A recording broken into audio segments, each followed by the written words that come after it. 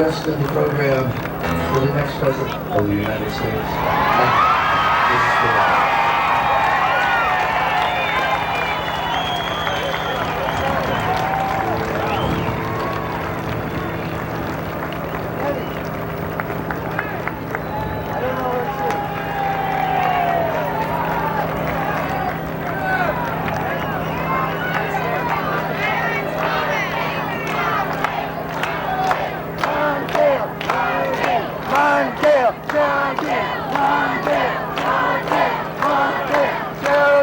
Mondale, Geraldine, Mondale, Geraldine, Mondale, Geraldine, Mondale, Geraldine. What?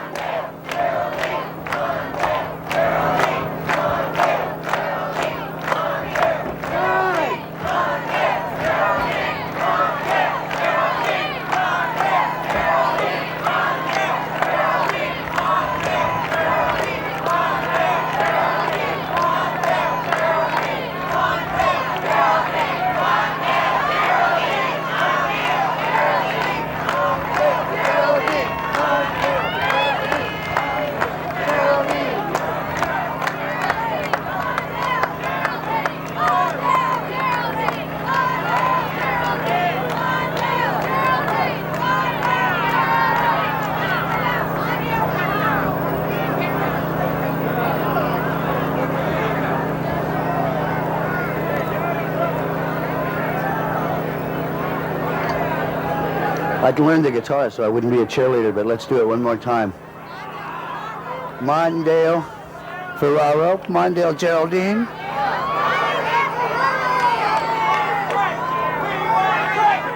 We want Fritz.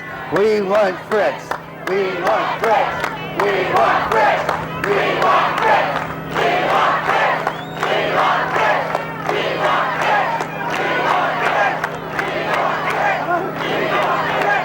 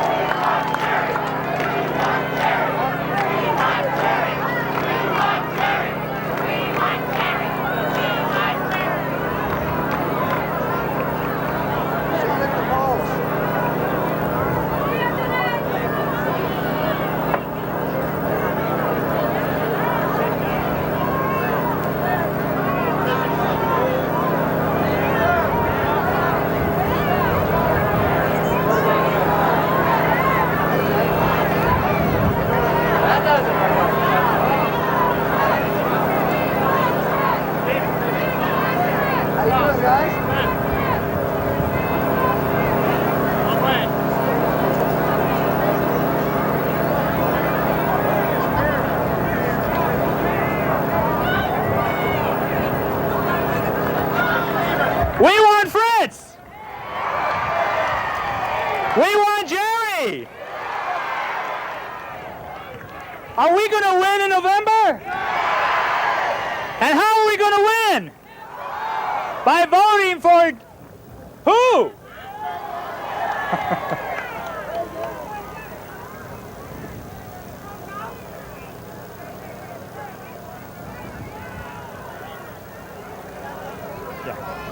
We want to make sure, if you can, can you all hear me back there? Are we going to send Ronnie back to Santa Barbara? Are we going to send Nancy back? Remember, our vote for Mondale Ferraro cancels out Ed Meese. Our vote for Mondale Ferraro cancels out James Watt. Our vote for Mondale Ferraro cancels out Ann Burford. Our vote for Mondale Ferraro cancels out Falwell.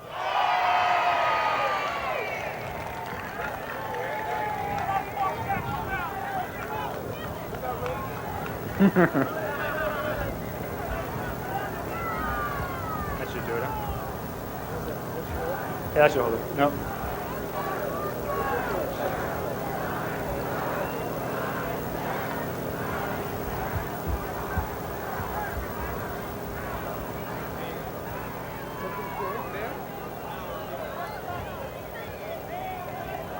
I'd like to introduce to you a man who made history just a few weeks ago. A man who's been mayor of the city of Los Angeles for many, many years. A man who almost beat out George Deukmejian. A man who has stood for justice and equality for people in this state and this country. I'd like to present to you our mayor of Los Angeles, Mayor Tom Bradley.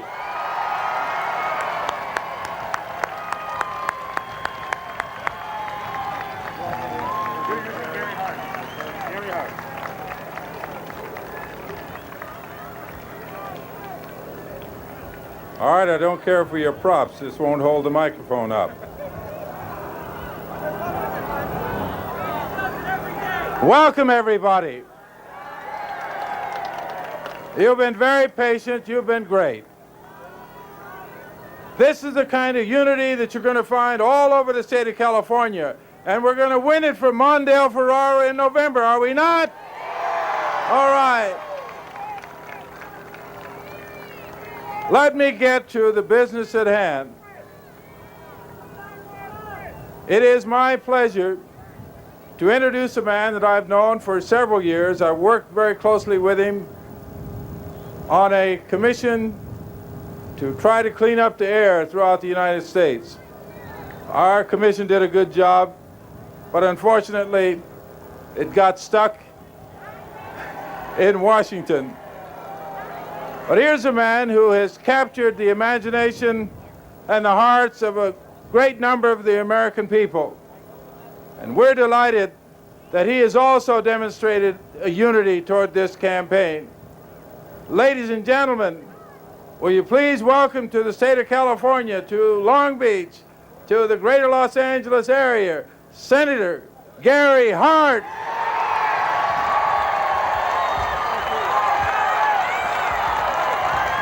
Thank you. Thank you very much. Thank you. Thank you very much. I am sure that you agree with me that no one has made us prouder to be Americans, and I'm sure you as Californians know that no one made you more proud to be Californians than one of the greatest mayors in the history of Los Angeles and of this nation, Tom Bradley.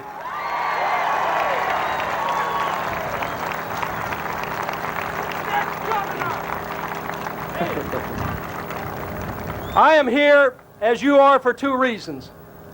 One, because we know, and the people of this country will increasingly know, that the Reagan administration jeopardizes the future of this nation and of our children, and it must be replaced.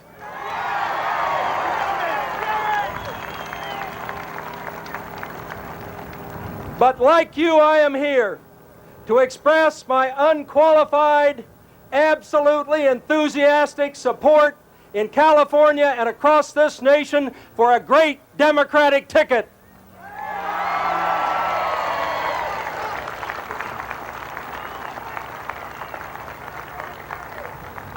It is not simply desirable that Walter Mondale and Geraldine Ferraro win in November. It is imperative for the future of this nation.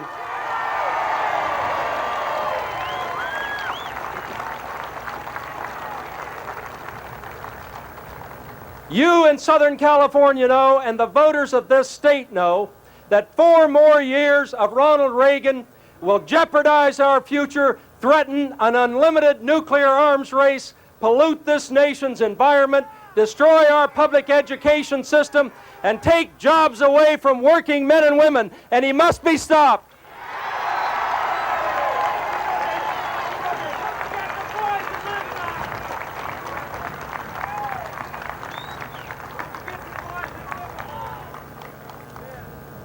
We cannot experiment for 4 more years with Reagan policies.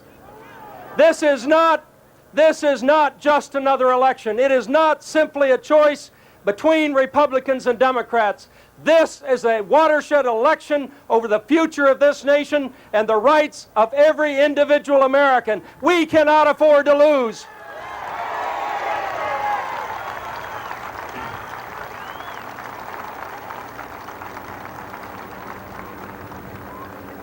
I have known the voters of this state, and I am here to tell you that I believe an upset is in the making, and it's going to start in California.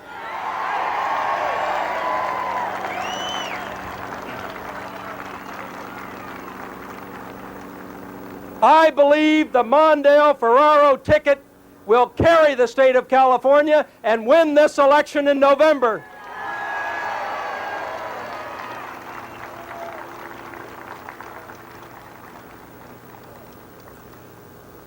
There are many reasons to defeat Ronald Reagan, but let's just consider briefly 2.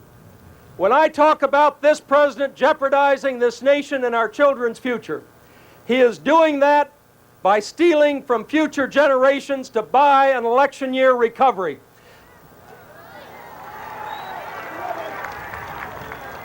Our children will have to pay for these unrealistic $200 billion annual deficits, and I say shame on Ronald Reagan.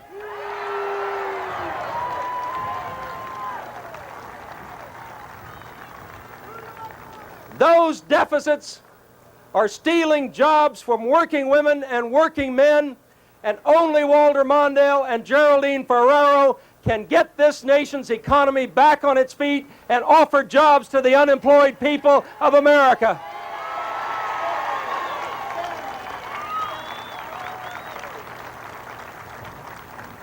But there is an issue beyond economics and beyond politics, and that is the issue of the survival of the human race.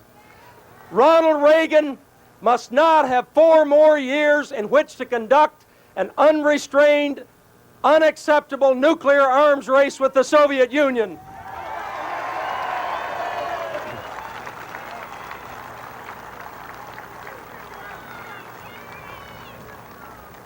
As President of the United States, Walter Mondale will strengthen this nation's conventional defenses and negotiate enforceable, verifiable agreements, not only to stop and freeze the nuclear arms race, but dramatically reverse that race and bring this nation true security.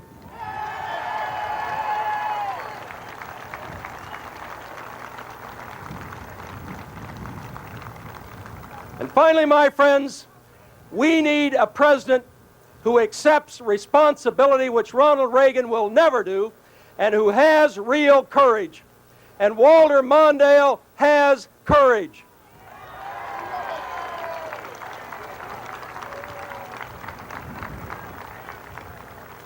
He demonstrated that courage at the convention when he stepped up to the podium and told the American people the truth, and that is we must have a package of spending restraints and a fair tax system to take care of those deficits and put our economic house in order. But he also did it by selecting the first woman to be on a national ticket in 200 years.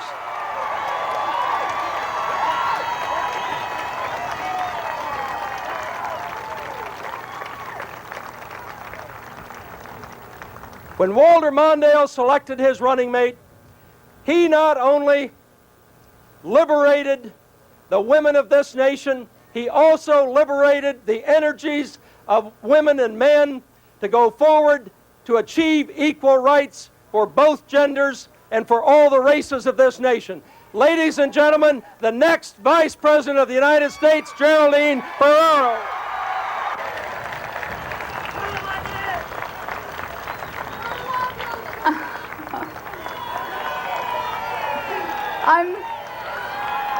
They're wonderful.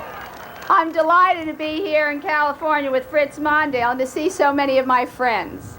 Alan Cranston, your senator, is one of the giants of the Senate. And Alan, your relentless leadership for arms control has focused the attention of the nation on the single most important goal of our time, the need to freeze the arms race and reduce the risk of nuclear war.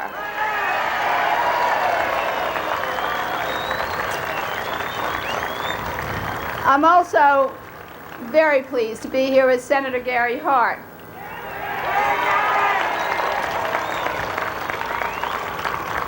Gary, you waged one of the outstanding campaigns in modern political history.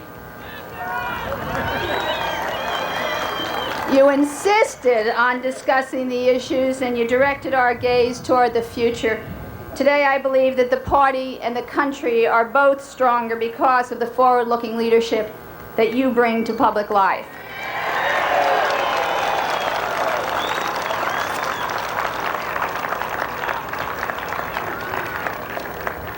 I'm also delighted to see my friend Mayor Bradley.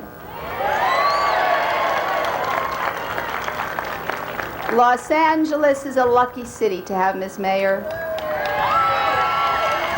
I only wish he were the governor of this great state.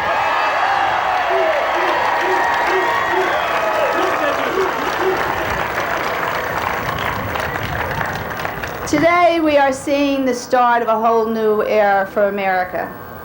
For this is not only the first day of the official campaign of 1984, this is the first day of a new period in American history. Fritz Mondale made history when he selected me to be his running mate last July. And you will also be making history when I stand in the Capitol and take my oath as the first woman vice president of this nation.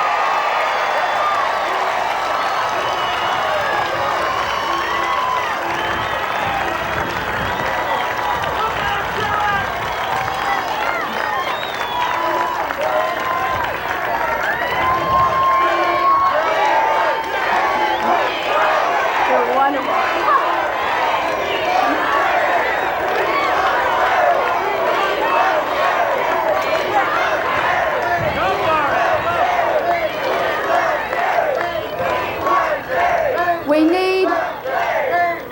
We need California to help write that history, and I believe you will. I believe that on November 6th, California will elect Fritz Mondale President of the United States and Jerry Ferraro Vice President.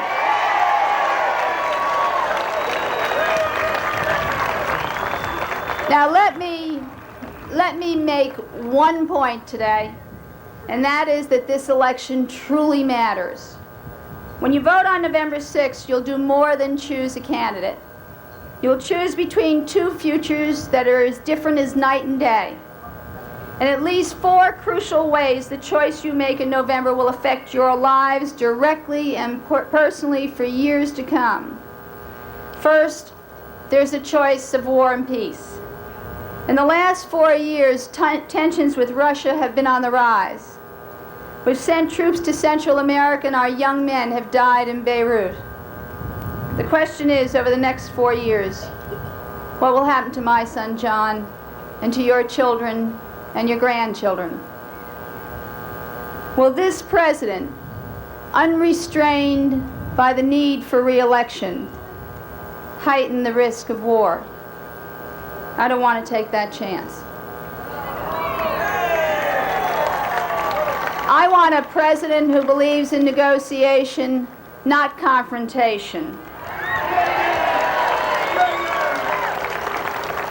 Who understands that an arms race does not lead to peace, it leads to an arms race. and who stops spending so much on the arms race and starts investing more in the human race.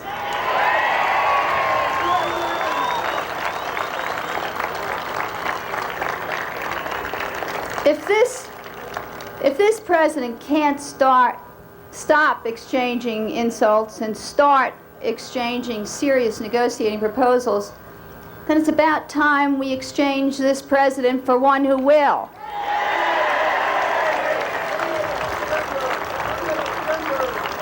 Second, we need a president who levels with us about the tough issues that we must face in order to ensure our future. It's easy to say, as President Reagan always does, that things are just great. And to a certain extent, I agree. This is the greatest, most powerful nation on earth, and I'm proud to be an American. But one of the keys to our greatness is that we're a people who face reality.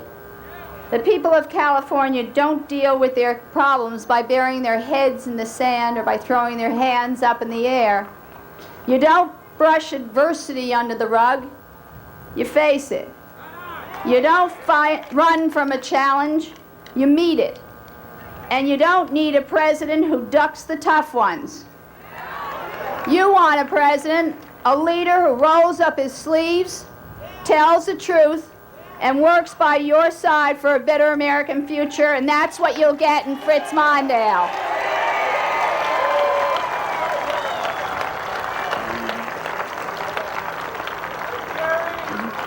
Third, we need an economy that works for us all. When I was growing up, my mother was a crochet beater, and she worked in the garment center in order to send me to school. I taught during the day and went to law school at night, and it wasn't easy. It was hard work. But that's okay, because we had a society of opportunity that rewarded hard work. The question is, will we continue to have that kind of society, or will success become the privilege of the few? I think we can restore that kind of society, but to get there, I want to see a tax system that's fair, in which average families don't pay more so that the rich can pay less. I want our government to give full support to our schools, not to lobby for tax breaks for segregated academies. I want to see loans made available to young families trying to buy homes, not just to big corporations trying to buy other corporations. I want to see a government that protects our communities from toxic chemicals. I want a government that takes the polluters to court, not to lunch.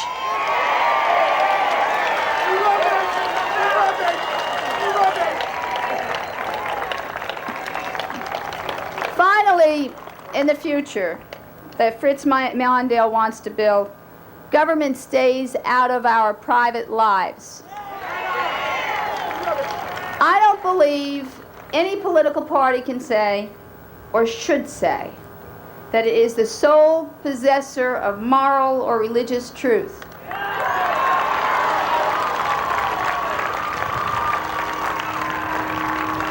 Under our system, with our traditions, no one can stake that claim. I agree that the values we get from different religions underpin our thinking about the great public issues. But you don't have to impose your religion or your morality on others in order to be a religious, moral person, and you shouldn't.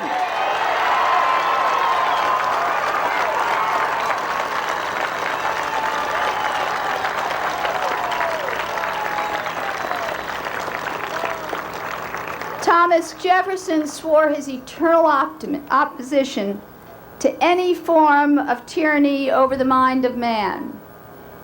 And today I reject any new tyranny over the minds of both men and women. Mr. Reagan talks about the future, and he should, but there's no freedom more important than the liberty to think as you want, pray as you believe, and the liberty to be left alone. Mr. Reagan is for limited government, except when he wants government to affect our most private decisions and beliefs. I'm for strong and effective government, but I want to keep government in public buildings and out of our homes and our churches and our synagogues.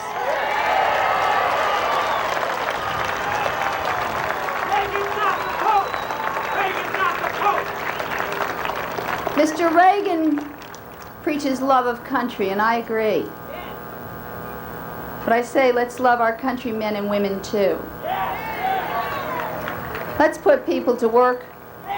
Let's enforce the laws. Let's protect this planet. And let's keep the peace. That's the best way to honor the American flag. The time to begin that work is not later, it's now.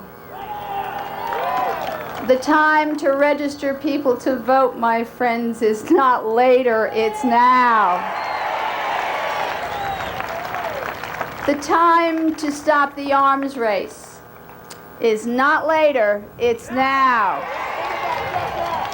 And the time to elect Fritz Mondale is not later, it's now. You're terrific. I love you, and thank you very much. All right.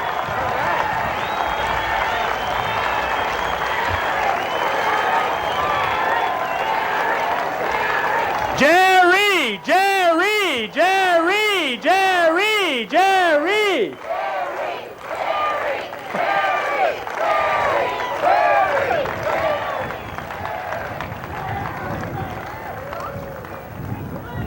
We're very lucky in that we had one of our own in this presidential contest, a man who stood up for arms control, as we've heard, a man who stood up for peace, a man who spearheaded and led the nuclear freeze in California, where 52 to 53% of all Californians voted for a nuclear freeze. Ronnie Reagan called us jackasses. We call ourselves peacemakers. Our senator, our man, our conscience in the United States Senate, Senator Alan Cranston. Thank you. Thank you. Fritz Mondale, I welcome you and Geraldine Ferraro to California. I assure you that most California Democrats, many independents, and a surprising number of Republicans will be going all out for your victory in November. I'm convinced that you, Fritz Mondale, are the man, and Geraldine Ferraro is the woman who can carry this nation and this state. It's no secret that you are underdogs, but that may not be all bad. Americans love underdogs who fight hard. Both Gary Hart and I know how hard Fritz Mondale fights. Fritz Mondale is a campaigner who knows what it takes and who has what it takes to win, like Harry Truman, and to make a great president like Harry Truman. I've known Fritz Mondale for 16 years, working with him in the Senate and on the Labor Committee. I know the passion and fire in his heart for the working men and women, for children, for the elderly, for the handicapped, for all people who seek a better life for themselves and their children. I know Fritz Mondale to be a good man, an honest man, a man of good humor and wit, a man of inner strength, a man of outstanding leadership. My fellow Californians, let me present my very good friend, the immediate past Vice President of our country and the immediate next President Fritz Mondale. Gary, for your support. To our tourists, to my dear friend Tom Bradley, what a wonderful person. To Esteban Torres, to Leo McCarthy, to Jess Unruh, to John Van de Kamp, to March Fong Yu, to former Governor Jerry Brown, and to everyone here that's joining together in this great campaign. Thank you for being with us. You know how to shut up a speaker. The sun is sinking, and when it goes over the lip of the world, I guess I'm through. So I'll speak fast, try to make sense, and get this campaign. You want me to speak through the night, maybe? Is that working? Can you hear me? Yeah, can you hear me? What happened? Can you? That Reagan will do anything to try to bring...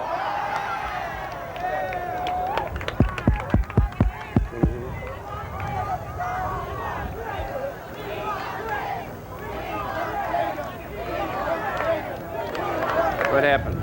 Can you hear me? We fixed this. Whatever. Can you do it? Try it. Can you hear me? What's that? What's that? Yeah, I did. Can you fix it? Can you hear me? Yeah. Can you hear me?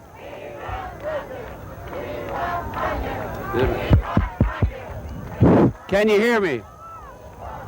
Does it make you... Can you hear me?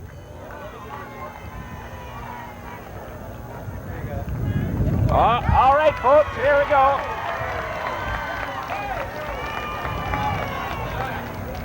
There are many reasons why. If Reagan thought he was going to silence me, he's got a second thing coming.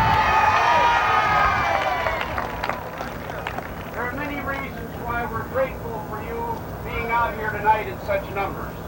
First of all, we needed to win this campaign. We are going to carry California and go on it. What? See? Now is that? We'll do it this way. Can you hear me now? All right. There are 3 or 4 fundamental points that I want you to keep in mind. First of all, whatever else may divide us as Americans, we must have a president who keeps us strong, but uses that strength to keep the peace. We must have a president who doesn't have a thing. Give me that mic. Give it. Just when I get rolling. Yeah, just give me that bullhorn. Get it.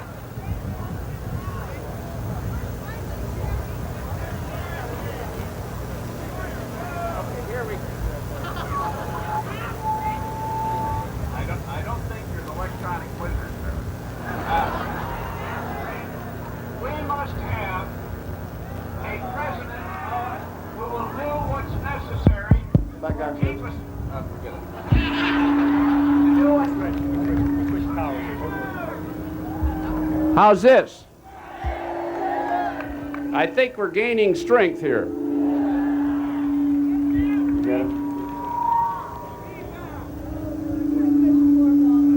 Yeah, I can do anything, can I? Mr. Reagan has a thing about arms control. He is the first president since Hoover to fail to meet his Soviet counterpart. He has opposed every effort of every president since the bomb went off to control nuclear armaments. He is the first president since the bomb went off not to make any progress whatsoever in arms control. He has pursued policies that have contributed to a runaway arms race on Earth, and now he wants to start an arms race in the heavens. Enough is enough. Let's get a president with some sense. John Kennedy Kennedy once said, we should never negotiate out of fear, but we should never fear to negotiate. The second thing we need is a president who understands what's necessary for long-term, sustainable economic growth that'll put our people back to work, restore America's competitive edge, increase the standard of living for Americans, and bring the future here in the United States rather than permitting it to be transferred elsewhere away from the United States of America. These deficits are like a dagger in the heart of America's future. Everybody knows that. Young people and family needing homes know what these interest rates are doing to them. Farmers and businessmen and women know what these high interest rates are doing to them and their future. And 3 million Americans who lost their jobs because of this runaway rout that these deficits are causing in international competition know that these deficits must come down. We all know it. We know we're living on borrowed money and on a borrowed and phony prosperity. Let's get a president who stands up and deals with that problem and gets those deficits down. And let's do it in a way that's fair. And absolutely, at least 6. When Mr. Reagan tried to deal with these deficits, you will find that he'll go after people of middle and modest income by cutting programs like Social Security and Medicare and student loans that people depend upon, and he'll sock it to Americans of average income with rising taxes while he leaves his rich friends alone. There's a big difference between the two of us. I do not believe that Americans of average means should pay more so that the rich can pay less. I do not believe that we should go after essential programs of justice for our people so that big corporations can pay nothing at all. There is a streak running through this administration's policies that I believe offends that shared American notion of justice. When they sought to cut federal spending, who did they attack? Well, they attacked senior citizens. They attacked Medicare. They attacked disability payments. They attacked nutritional assistance for hungry children. They attacked education for the poor and the disadvantaged. Wherever people were most in need, that's where they took out their scalpel. That's where they had their axe. That's where they turned their back on justice for Americans and our future. I don't believe in that, and I don't believe Americans believe in that approach.